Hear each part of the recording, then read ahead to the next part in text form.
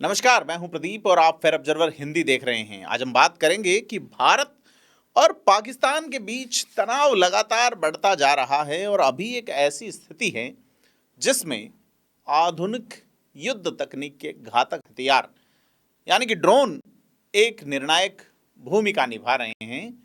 भारत और पाकिस्तान दोनों ही की ओर से आरोप हैं कि बड़ी मात्रा में ड्रोन उनके दुश्मन की ओर से भेजे जा रहे हैं और दोनों ही बड़ी संख्या में ड्रोन गिराने का दावा कर रहे हैं। चूंकि दो परमाणु संपन्न देश हैं, भारत और पाकिस्तान दोनों पड़ोसी हैं, एक बार फिर से तनाव के दौर में हैं। 8 और 9 मई की रात को पाकिस्तान की ओर से भारत के विभिन्न इलाकों में करीब 400 ड्रोन फायर किए गए, जिसकी पुष्टि भारतीय सेना की प्रवक्ता कर्नल सोफिया कुरैशी ने की है। वहीं पाकिस्तान का दावा है कि उसने भारत के 25 ड्रोन मार गिराए हैं। हालांकि भारत की ओर से इस दावे पे कोई प्रतिक्रिया फिलहाल नहीं आई है। वैसे ड्रोन जो है वो आधुनिक युद्ध शैली की एक नई विधा है जिसमें मानव रहित, कम लागत और सटीक हमला करने में सक्षमता, यह इसकी एक खासियत है। तीन बड़ी जो खासियत है कि एक तो मानव रहित होता है, लागत कम लगती है और हमला सटीक होता है।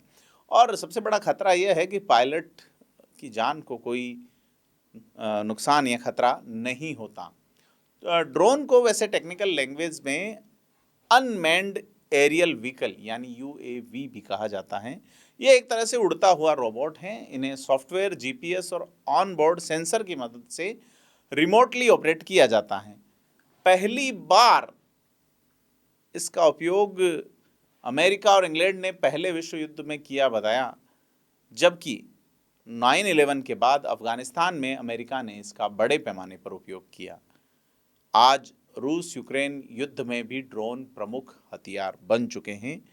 जेरान 2 एक आत्मघाती ड्रोन जिसको रूस ने यूक्रेन के ऊर्जा ढांचे को तबाह करने के लिए इस्तेमाल किया था, उनके एनर्जी सोर्स को ख़त्म करने के लिए।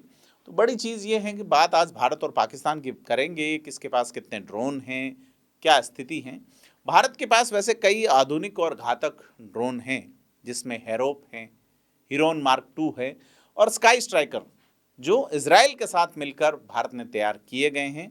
क्योंकि स्काई स्ट्राइकर ड्रोन जो है वो चुपचाप उड़ता है और 100 किलोमीटर तक 10 किलो वॉरहेड लेकर हमला कर सकता है। साथ ही हेराप जो ड्रोन है, हेरोप, वो 1000 किलोमीटर की रेंज और 9 घंटे तक लगातार उड़ान की क्षमता रखता है। और इसमें एंटी रेडार टेक्निक के साथ साथ टारगेट डिटेक्शन कैमरे भी हैं।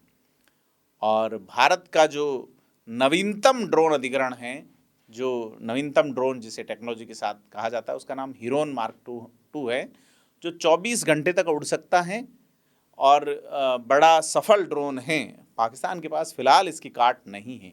और अगर बात पाकिस्तान की करें, उसके पास ड्रोन सीमित हैं लेकिन खतरनाक हैं कुछ, क्योंकि पाकिस्तान के पास खुद का एक स्वदेशी ड्रोन बुराक है। उसके अलावा तुर्की का अकिंसी, चीन का शाहपार 2 और 3 तथा स्वार्म ड्रोन है उनके पास।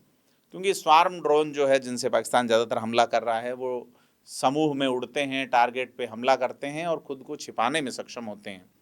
शाहपार 3 जो है, शाहपार 3 जिसे कहा जाता है, उसकी ऊंचाई 35,000 फीट तक उड़ने की क्षमता और पेलोड क्षमता 500 किलो तक बताई जा रही है। लेकिन विशेषज्ञों का मानना है कि पाकिस्तान के पास ये अत्याधुनिक ड्रोन है तो सही, लेकिन संख्या उतनी नहीं है।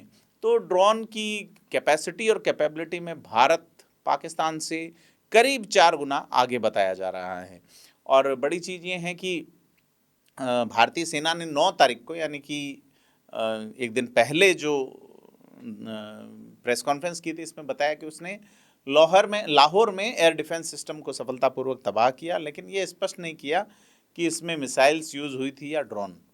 तो अभी भारत ज़्यादातर ड्रोन का उपयोग कर रहा है और पाकिस्तानी सेना जो है उसका ये कहना है कि भारत जो है वो लाहौर और कराची जैसे घनी आबादी वाले शहरों को निशाना बना रहा है। हालांकि भारत की ओर से स्पष्ट हैं कि उनके हमले किसी सैन्य ठिकाने या आबादी पे नहीं, आतंकी जो स्टेशन है उन पे हैं। अब बड़ी चीज़ ये है कि ये जो ड्रोन का वार है, इसमें फ्यूचर की लड़ाई कैसे होगी, क्योंकि भारत अब न सिर्फ ड्रोन आयात कर रहा है बल्कि कई देशों को ड्रोन एक्सपोर्ट भी कर रहा है।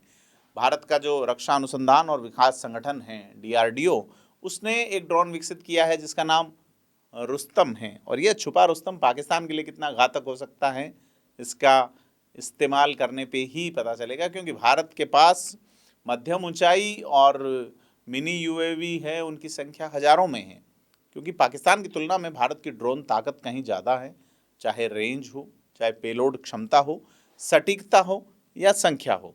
तो बड़ी चीज़ ये है कि जैसा मैंने पहले बताया कि अमेरिका ने 9/11 के बाद अफगानिस्तान में बड़े पैमाने पर ड्रोन का उपयोग किया था, वहीं रूस यूक्रेन युद्ध में ड्रोन युद्ध की तकनीक अब जो है वो चरम पे पहुंची और भारत और पाकिस्तान के बीच तनाव इसी ग्लोबल ट्रेंड का हिस्सा बन रहा है। अब ड्रोन सिर्फ निगरानी का साधन नहीं रह गए हैं, यह भविष्य की युद्ध की दिशा तय करने वाले उपकरण हैं। भारत की तकनीकी क्षमता, स्वदेशी निर्माण और रणनीतिक सोच उसे ड्रोन युद्ध में फिलहाल मजबूत बनाए हुए हैं। वहीं पाकिस्तान आयातित ड्रोन पर निर्भर है और सीमित संख्या उसे निश्चित तौर पे भारत के सामने कमज़ोर रख रही हैं। अब बड़ी चीज़ यह है कि ड्रोन इस बदल रहे युद्ध परिदृश्य में अब निगरानी का साधन मात्र नहीं है, बल्कि सीधे हमले का हथियार है। और भारत और पाकिस्तान के बीच बढ़ते तनाव में ड्रोन की भूमिका आने वाले जो समय है उसमें युद्ध की नीति और सुरक्षा रणनीतियों को नए सिरे से परिभाषित करेगी। अब सवाल आपसे है, क्या आप मानते हैं कि भविष्य का युद्ध सिर्फ मशीनों से ही लड़ा जाएगा या इसमें बड़ा रोल ह्यूमंस का रहेगा? हमें कमेंट करके बताएं, साथ ही फेयर ऑब्जर्वर हिंदी को सब्सक्राइब करें और बताएं कि कौन सी जानकारी आपको सबसे अच्छी लगी। धन्यवाद।